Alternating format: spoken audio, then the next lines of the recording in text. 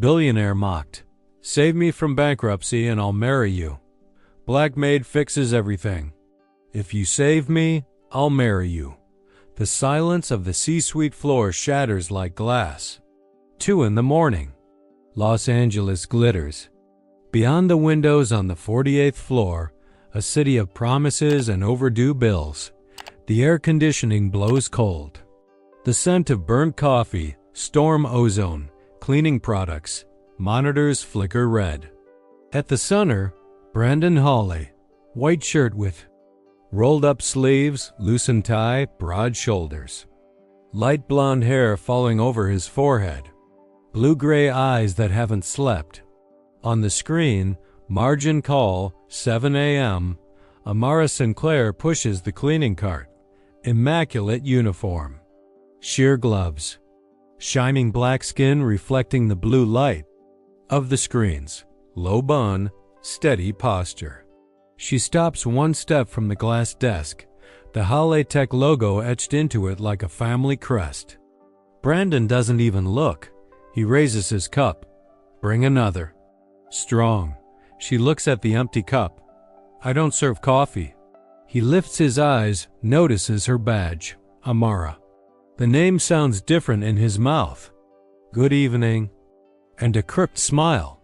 Seriously. If you save me, I'll marry you. From the laptop speaker, a metallic voice laughs. Someone still on the call hasn't hung up yet. That's a good one, Brandon. Click. The call drops. The laugh lingers in the air like cheap perfume. Amara doesn't move. Am I supposed to laugh too? I'm hoping no one's crying here at 7. He swivels the screen toward her.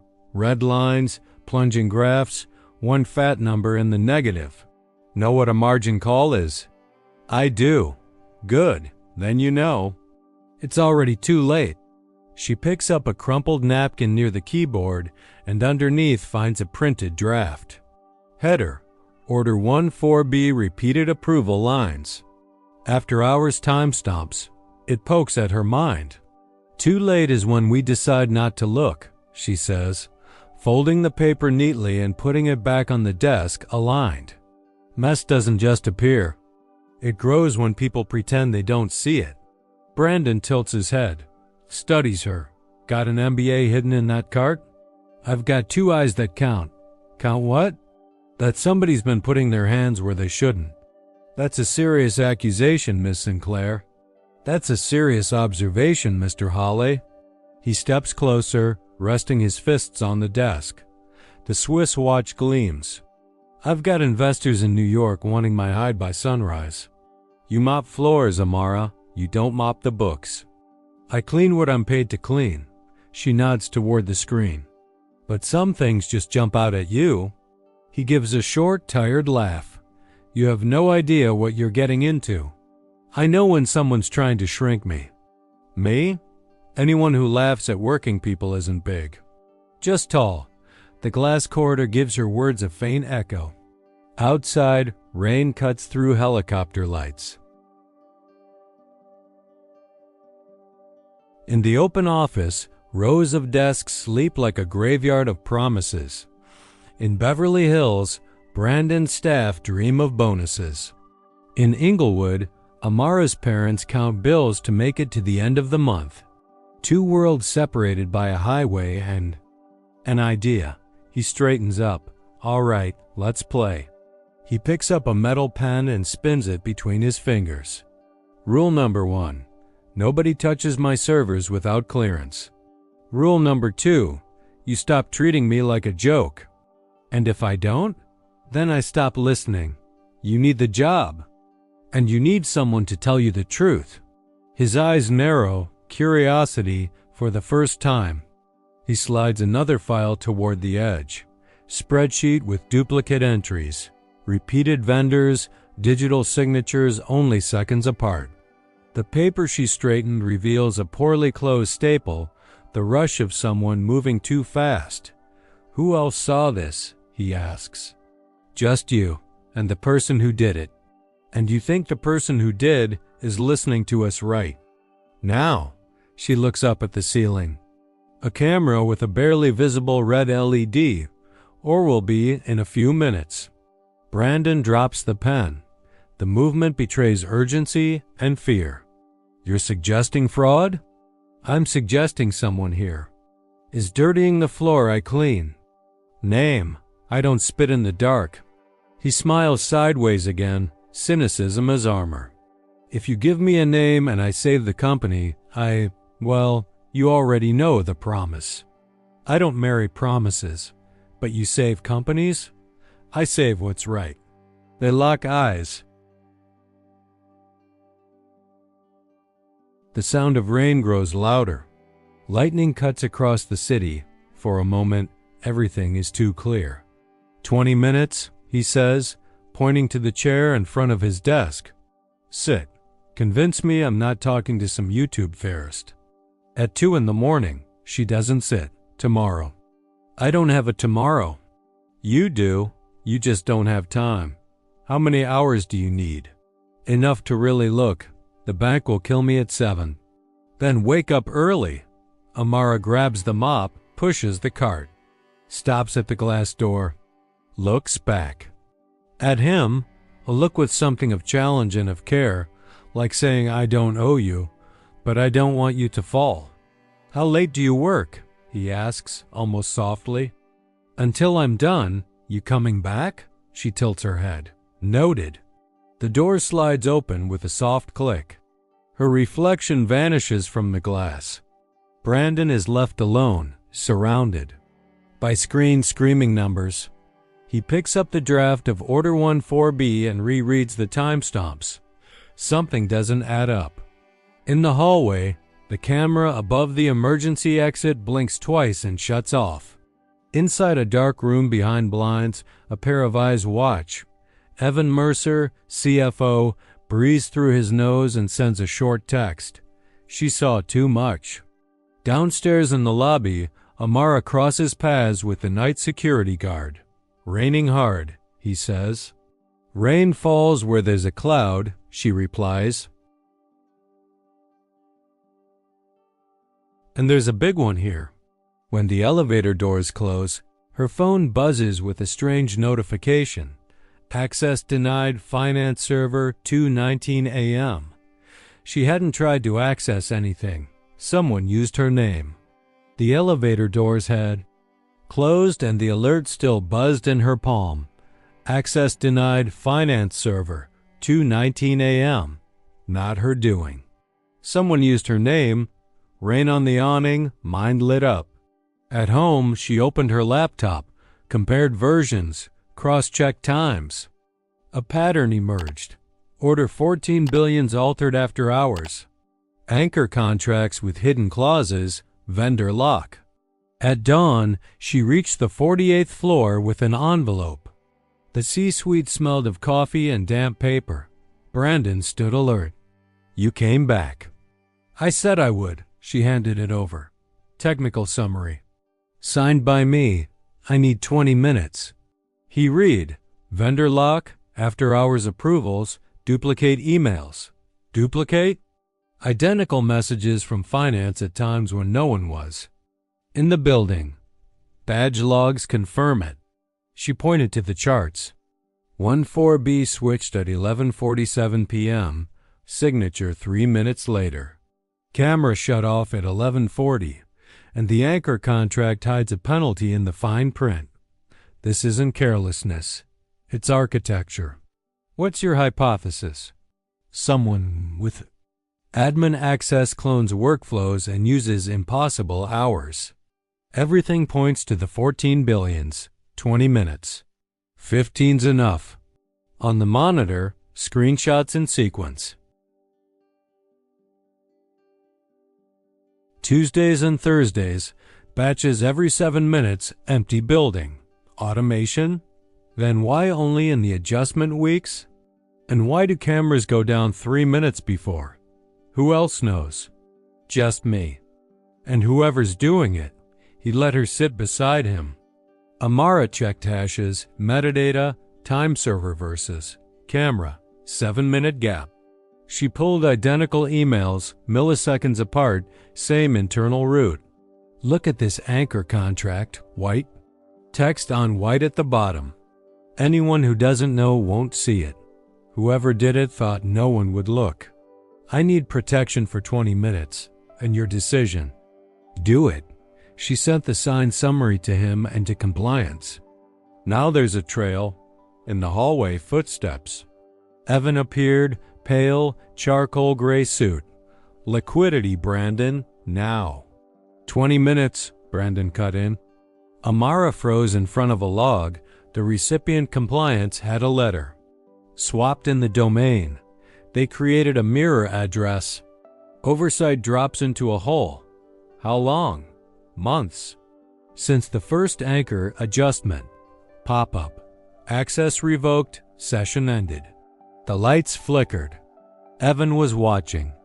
Through the glass. Someone noticed I got too close. The computer was still dark when Brandon said, "Let's turn your courage into a contract. If in 60 days you stabilize cash flow and reverse the loss, we go public about the relationship, and I implement an inclusion program. I accept with 2 clauses, full data transparency and freedom to negotiate with East LA startups. Video call. Julian, cooperation agreement now. Program budget cap? $5 million a year. With a Sinclair fund. And quarterly targets, Amara added. Include it, Brandon confirmed. Document ready. Targets, 1-4B audit, weekly reports, reserved budget, and her 2 clauses. They signed. Email. Agreement executed. The very next minute, the shock. Conflict of interest alert, immediate review. Committee at 10 a.m. Evan appeared, controlled smile. Interesting. New arrangement. I want the committee room, Brandon said. On Amara's phone, message from the mirror domain. Your contract will be re-evaluated. They've already tried to kill it with fear, she said. I'm going in with you. And no one turns the lights off. They opened. The door. The big screen lit up with an anonymous dossier. Cropped photos, doctored screenshots, the first strike to flip the contract into a scandal. The internal war had begun. The screen still showed the anonymous dossier when Brandon's fists closed. On the table. Across from him, Evan Mercer kept his thin smile, charcoal suit flawless. HR and Comm sat like in a courtroom.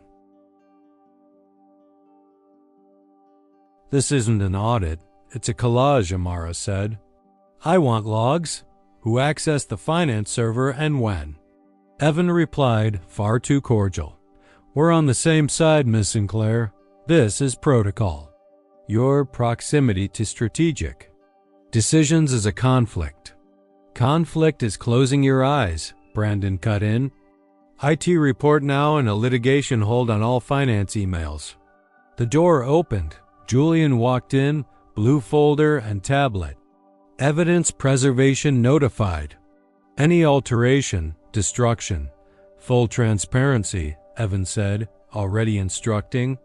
Comes. Prepare a statement. Caution. In the hallway, phones buzzed. Hashtags and blogs echoed. The opportunistic Maid. Amara crossed the lobby without lowering her chin. A photographer tried a shot. You the CEO's girl? I'm the girl with my own name, she said, moving on. In the car, Julian handed her a document. Formal litigation notice. Number. One touches you without talking to me first. They'll say I'm hiding. They'll say anything. The difference is the truth leaves a trail. And I've already asked for the first one, finance logs. In a discreet cafe, warm light and the smell of toasted bread, the tablet buzzed.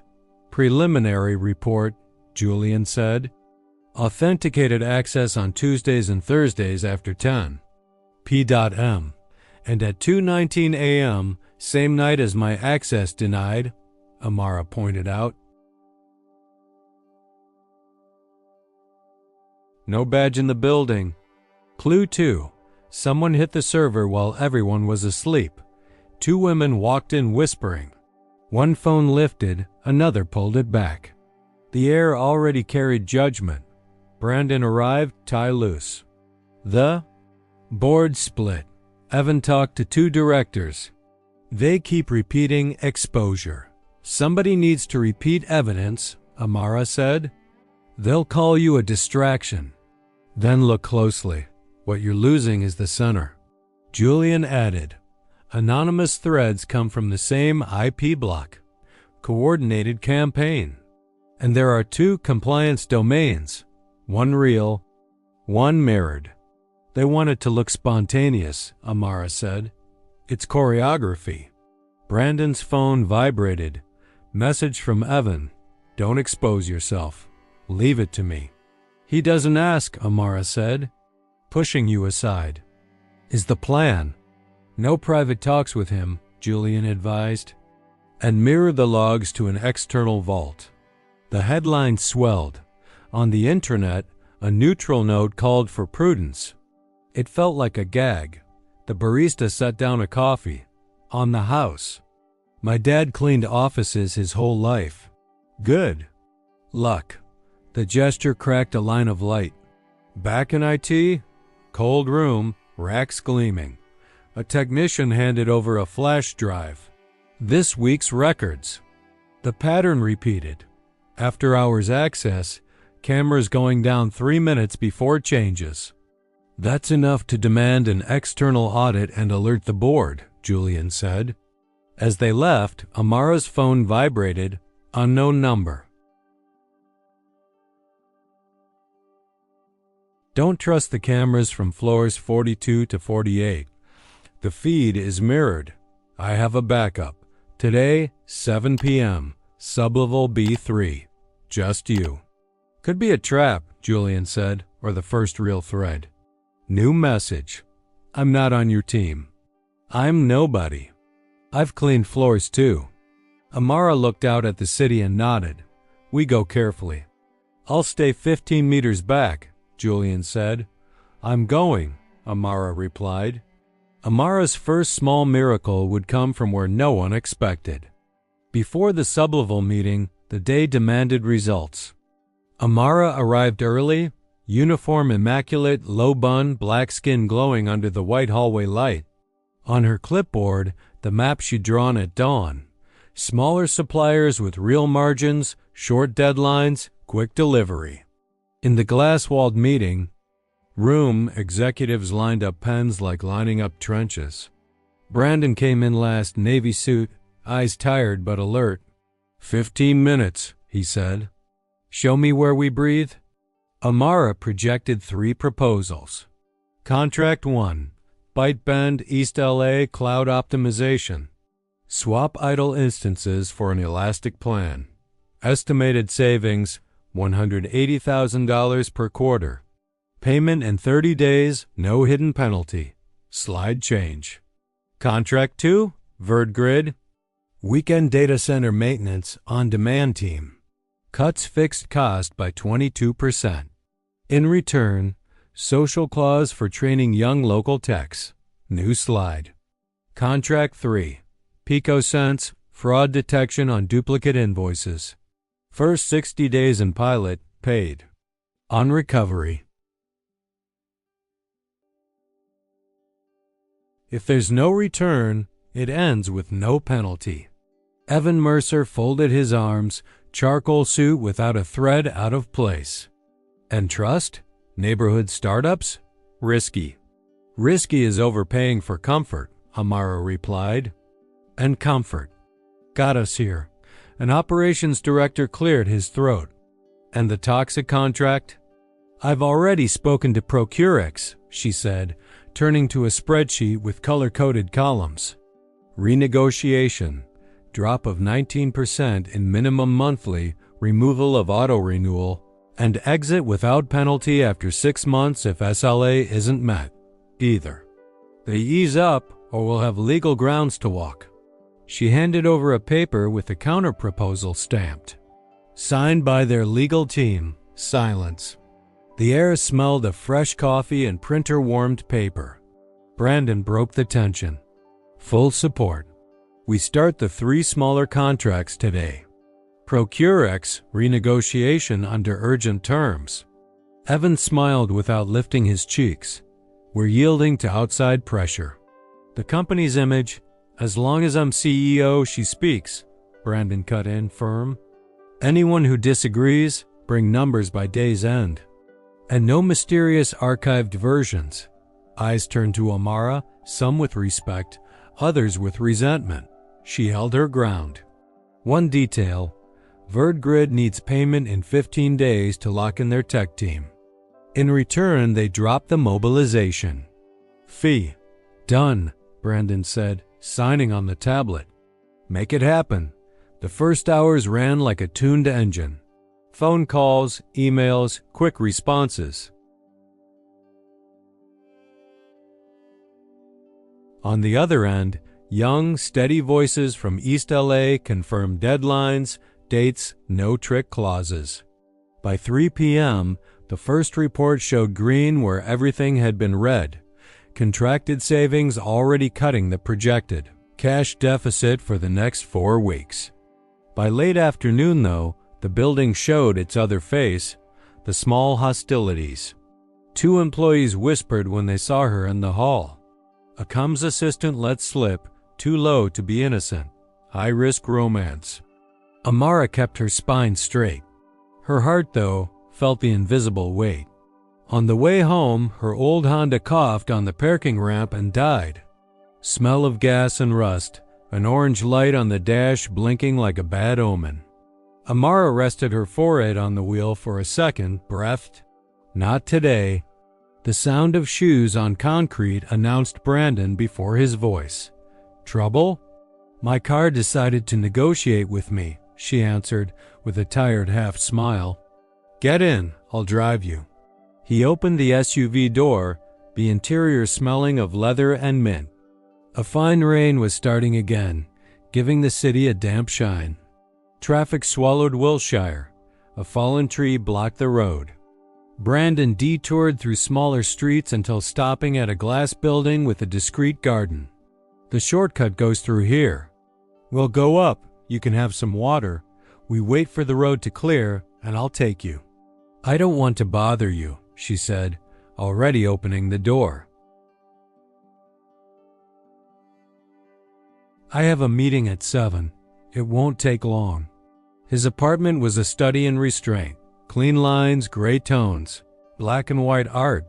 The windows framed Los Angeles like a model made of lights. Amara stayed near the counter, not stepping too far in. Door stays open, she joked, without losing her caution. Door stays open, he repeated, understanding the boundary. He took off his jacket, rolled up his sleeves. If I make garlic and oil pasta, will you sue me? Only if you burn it. He moved the pan with a hesitant kind of ease, like repeating a childhood gesture. My dad made this when money was tight, he said, his voice smaller. Weed. Eat looking at the TV turned off, pretending the screen showed a movie. He used to say, I like hearing silence. I hated it. Now I miss it. Amara leaned her hip against the counter, her gaze softening. At my house, my mom cut the pasta so no one would fight over it. And everyone said amen at the end, even the ones who'd swallowed tears. He served 2 plates, set a glass of water beside hers. I had everything, he admitted, almost a whisper. But sometimes I feel like an imposter wearing someone better's shirt. And I had little, she replied, without self-pity. Only truth. But I learned dignity isn't something you borrow. They shared minutes of strange peace. The clink of cutlery against plates, the simple smell of toasted garlic, warm light under the cabinet.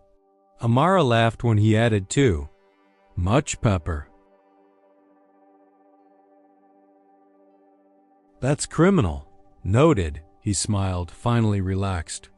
Reduce capsaicin in the pipeline. She laughed for real, the kind that melts ice in fear. He joined her until the laughter faded into a comfortable silence. Her phone vibrated with a reminder, 7 p.m., sublevel B3. "I need to go," she said, setting down her fork. "Thank you for the pasta." "Thank you for saving the company," he replied, half serious, half light. "Can I wait for you?" "You can, outside." In the garage, the cold wind cut the skin. Brandon dropped her off at the internal parking area and stayed in the car, as promised. Amara went down the ramp alone to B3. The floor smelled of damp and detergent. The neon light flickered, half broken.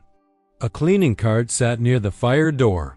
A thin figure stepped from the shadows, gray uniform, worn gloves, a face marked by years of fatigue. It was Marisol, the night worker, her large eyes carrying stories. "I've seen you around," she said quietly. "I work on 47.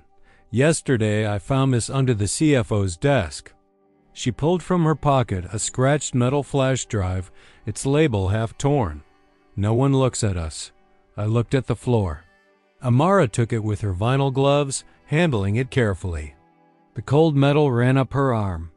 "Thank you," she said, with the weight of someone who understood the size of the gesture.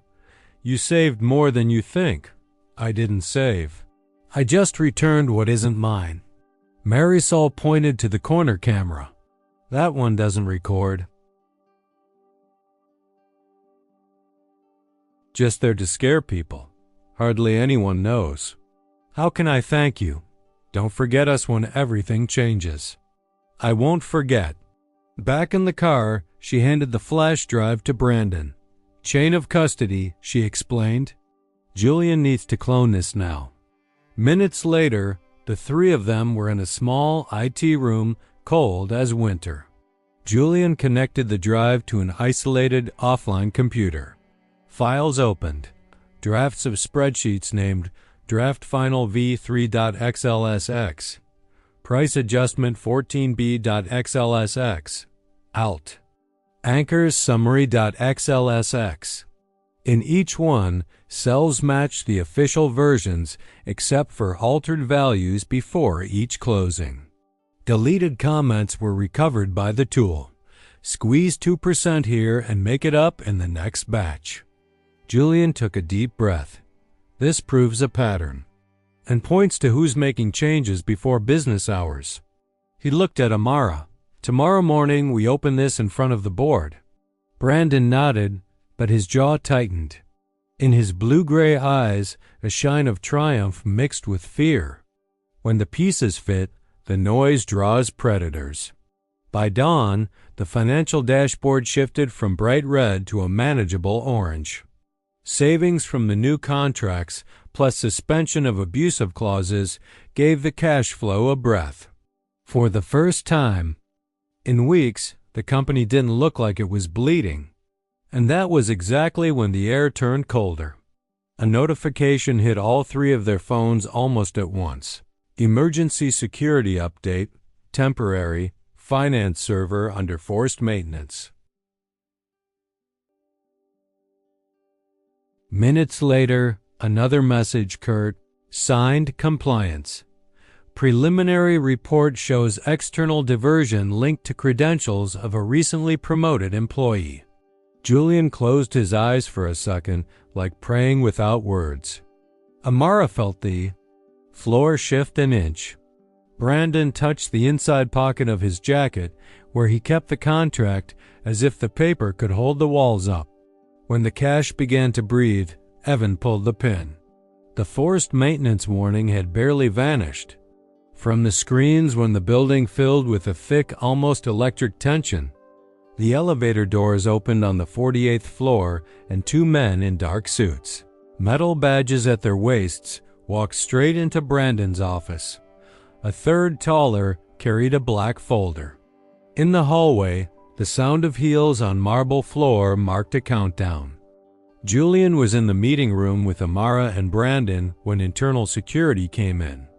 The head of compliance, voice-controlled and face impassive, announced, "We've received a formal complaint. Preliminary evidence points to a diversion." of $250,000 to a shell company. Final beneficiary, Amara Sinclair. Brandon straightened in his chair. That's absurd. The man opened the folder and slid documents across the table. 4B orders digitally signed with her badge, a transfer to an offshore account, a service contract under a false name, and the final blow, a video from an internal camera.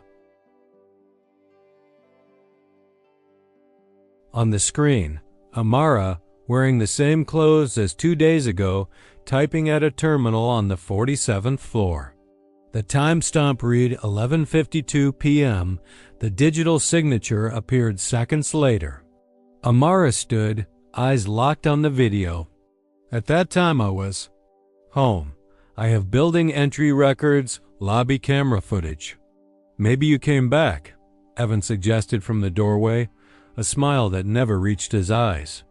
Julian grabbed the document. The timestamp doesn't match the master server. It's fast. The man with the folder replied, the file came directly from the security headquarters. Until alteration is proven, it stands. Brandon ran a hand through his light blonde hair, visibly torn. I want forensic review before any action. The investigator was curt. Procedure requires immediate custody. And the corporate. Client requested full cooperation. In the hallway, the news spread before they even stepped out. People peered over monitors, phones lifted like little blades ready to cut reputations. Voices whispered, "It's her." Knew it was too good to be true. 2 plainclothes officers appeared. "Ms. Sinclair, we need you to come with us." "Not until my lawyer arrives," she said firmly, though her heartbeat quickened. Julian stepped forward. "Amara, I'll go with you." One officer shook his head. "For now, just her." Brandon took a step, hesitated. The weight of the evidence was clear on his shoulders. Amara. She met his eyes. No tears, but the wound open in her gaze. "Do you believe this?" His silence was crueler than any answer. She took a deep breath, lifted her chin. "Then let's go." The metallic click of the cuffs echoed in the hallway. Phones recorded every click, every step. Someone whispered. The opportunistic maid with almost satisfied relish. She didn't bend, didn't look away. As they escorted her, the world seemed to slow. The elevator doors closed and, in the steel's reflection, she saw her own face, steady but marked by the blow. Outside, Los Angeles skies were clear, but for Amara, the storm was only beginning. She would leave in cuffs and begin the hunt for the truth. The precinct door closed behind her like the world sealing off an entire chapter of her life. The air outside smelled of exhaust and old rain. Brandon wasn't waiting. No message, no explanation. She walked to the corner, called Julian. No meetings with him. No explanations. Until I clear my name, Brandon Hawley is just another executive who hesitated at the wrong time. Julian didn't try to talk her out of it. Then we start. Tomorrow, first thing, we bring in the forensic team. I want everything. Image, sound, metadata. 2 days later, a cold IT room lined with monitors received the team, men and women with serious faces, each with a security laptop, the constant. Hum of server fans filled the air. Step 1. Check the file hash, said the team lead, a woman with gray hair and a tight bun. If the hash code doesn't match the original record, there's been alteration. On the screen, the result flashed, hash mismatch. The video showing Amara typing was not identical to the original version recorded in the master server. Next. Compare time server, a specialist said. The local camera clock is 7 minutes ahead of the central server. Julian leaned over the table. Exactly the gap between the video action and the time Amara says she was home. As the team pulled out every detail, a financial analyst brought another report. That shell company. The registration address is a P.O. box in Nevada. But the final beneficiary is a family trust. Amara narrowed her eyes. Who collects? He turned the screen. Name, Daniel Mercer. Evan's brother, Julian confirmed, his voice low but firm. And that trust pays his rent every month. The room went silent for a few seconds, as if everyone were processing the weight of what that meant. This is more than sabotage. The team lead said, this is corporate fraud with direct benefit to an executive. Amara took a deep breath, feeling the weight and relief mixed together. Then prove it. Every line, every second. I want this truth to be impossible to deny. A young forensic tech, seated in the corner, raised his hand. There's something else. Small but curious. A subroutine in the camera's code. Looks harmless, but it changes the timestamp on exported frames. It was inserted 8 months ago, and guess what? The same week the first anchor contract was modified. Julian stepped closer. If we can link that change to an administrative login, we close the loop. The young man smirked slightly, adjusting his glasses. I already have a suspect. And if my hunch is right, one single line of code will bring down the whole farce. The click of the enter key was the sound that sealed the truth. On the forensic lab screen, all the pieces fit. The evidence video against Amara was the result of a subtle deepfake made to look like nothing more than a low-quality recording, and the access logs had been altered with that timestamp-changing subroutine. The line of code the tech had found linked directly to Evan Mercer's administrative login. Julian crossed his arms, solid. Here it is, deliberate fraud with manipulated evidence and direct financial benefit to a company executive. Brandon stood still in front of the monitor, breathing heavily. His reflection in the glass showed more than fatigue. There was shame. I hesitated when she needed me most. I let this go way too far. Julian met his gaze. Now you know what you have to do. And it's not just about giving her back her trust. You clear her name with the same volume they used to smear it.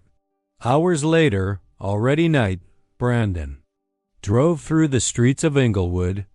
The streetlights carved shapes on the black body of the car. He parked in front of a single-story yellow-painted house with a narrow porch.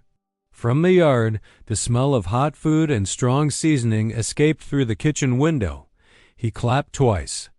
The door was opened by Amara's mother, a woman with a steady gaze, gray hair wrapped in a colorful scarf. "Brandon Holly," she said, with no invitation in her voice. "Good evening, Mrs. Sinclair. I need to speak with your daughter. She's home. But if you want to come in, know that we don't sweep anything under the rug here." Amara appeared in the hallway, wearing a simple t-shirt and sweatpants. Her loose low bun let a few strands fall over her face. She stopped a few steps from him, her dark brown eyes unreadable. Brandon drew a deep breath. "I saw everything. The video was manipulated, the logs altered, and the shell company tied to Evan's brother. I didn't come to justify myself. I came to ask for forgiveness. No excuses, no softening it. I failed you." She stayed silent for a few seconds. "You failed because you believed the version most convenient to protect you. Not because you had no proof, but because it was easier to leave me alone." He swallowed hard. "I want to make it right. I want everyone to know what happened. I want it to be clear who's guilty and who was wronged. Private doesn't matter to me, Brandon," she said firmly. "If my humiliation was public, the reparation will be too. And not with some legal statement signed by the company. I want to look into the eyes of the people who saw my face in those videos and hear you tell them the truth." He nodded. Then it'll be public, and it'll be live. And not just with pretty words, she added. I want concrete action. I want that inclusion program off the paper now. I want the contract we signed to be honored, and my signature respected as much as yours. Brandon inhaled deeply, his shoulders heavier than when he arrived. It's promised. No, it's decided. For a moment, the distant sound of a train crossing the city filled the space between them. She didn't smile, but she didn't close the door either. I'll schedule a Love-Stream town hall, he said, voice steady. And there, no one will leave with any doubt about who you are. The main Hollytech auditorium had never been so full. Employees from every department, cameras set for the live stream already running on the company site and social media. In the front row, board members, investors, and department heads. The air carried the weight of a trial. Brandon stepped on stage without a teleprompter. White shirt, sleeves rolled, tie in his pocket. The microphone caught his breath before his words. A few weeks ago, I made the wrong calls. I hesitated when I should have acted. And the person who suffered most because of that is here, in front of all of you. The big screen behind him changed to a frozen image. Side by side, the manipulated video and the clean, unaltered version. Here's the evidence, he continued. The video used to accuse Amara Sinclair was manipulated with deepfake technology. The logs were altered, and the shell company benefited a direct family member of one of our executives.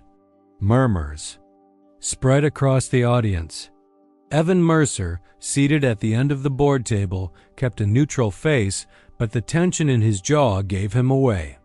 For this reason, Brandon went on, I'm announcing the immediate termination for cause of Evan Mercer. 2 security guards approached. Evan tried to rise with dignity, but the tightness in his shoulders betrayed his discomfort. He walked the aisle under sharp looks and discreetly raised phones. Brandon turned to Amara, seated in the second row beside Julian. Amara Sinclair is reinstated to her position with full autonomy to execute the contract we signed. And today, I'm proud to announce the creation of the Sinclair Fund, a permanent program to include suppliers from underserved neighborhoods with guaranteed budget and clear goals. Applause began, hesitant, swelling like a wave. Brandon stepped down from the stage and walked toward her. The room noise seemed to fade. This wasn't a deal, he said, his voice firm but low enough for only the microphone to catch clearly. It was you, Amara stood.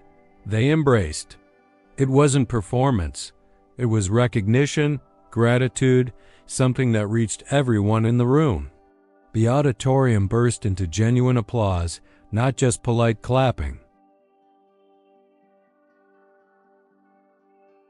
Cameras caught the moment from every angle, and the live stream filled with comments. Justice served. That's how you apologize. Proud to work here. Julian smiled faintly, crossing his arms, like someone who knew this was a rare win, earned. Inch by inch. When the noise settled, Brandon returned to the mic. Now, what would you do with a second chance? The silence that followed wasn't empty. It was the space for everyone in that room to think and choose. Months passed since the town hall. Los Angeles no longer saw Amara as the opportunistic maid. Now, her name appeared in business news and on inspiring social profiles. Hollytech breathed different air, clear contracts, open spreadsheets, meetings streamed for all employees. The Sinclair Fund was no longer a promise. It was a working engine.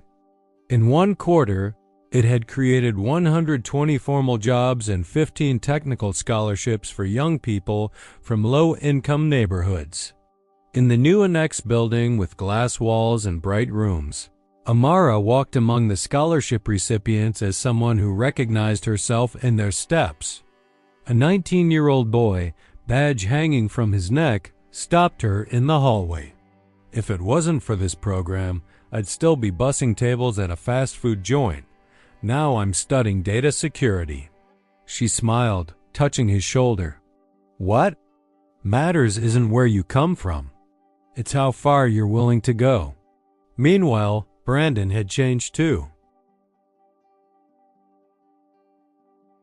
Not just in words, he had given up part of his annual bonus to expand the fund. The press, once relentless, now sought him for interviews. In one, seated beside Amara and Julian, he said firmly, "Fortune without character is a moral debt. You don't just pay it with money, you pay it with action." The couple was no longer just an unlikely pair. They were partners in the truest sense. In Julian's office, among stacks of documents and the smell of coffee, they signed their prenuptial agreement. No ultimatums, no hidden clauses. Separate assets, equal rights, joint decisions. "Respect before romance," Amara said, sliding the pen across the last page. Brandon replied with a half smile. "And love after respect." Julian closed the folder and joked, "If everyone did it like this, I'd be out of work." The engagement was made official at a simple gathering, surrounded by family, close friends, and some of the program's first beneficiaries.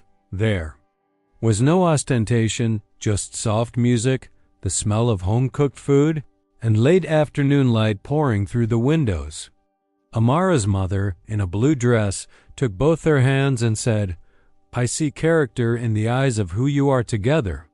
Amara looked at Brandon, and in that moment, their entire journey, the accusations, the humiliation, the evidence, the fall and the rebuilding, seemed to converge into one certainty. Trust isn't born from pretty words, but from truth sustained by action. As the sun set over Los Angeles, a reporter, still with the camera running, asked the last question. If you could leave a message for whoever's watching, what would it be? Brandon looked at Amara, then at the lens. Trust is earned through public truth and concrete action. Love grows where there's radical respect. And Amara's voice completed, calm but intense. And you? Would you forgive someone who hesitated when you needed them most? So, what did you think of this story? I'd really like to know your opinion. Leave a comment rating it from 0 to 10, like it if it kept you hooked. Share it so more people can hear it, and subscribe to the channel so you won't miss the next ones. And before you go, I've already set aside another moving story that I'm sure will touch your heart even more.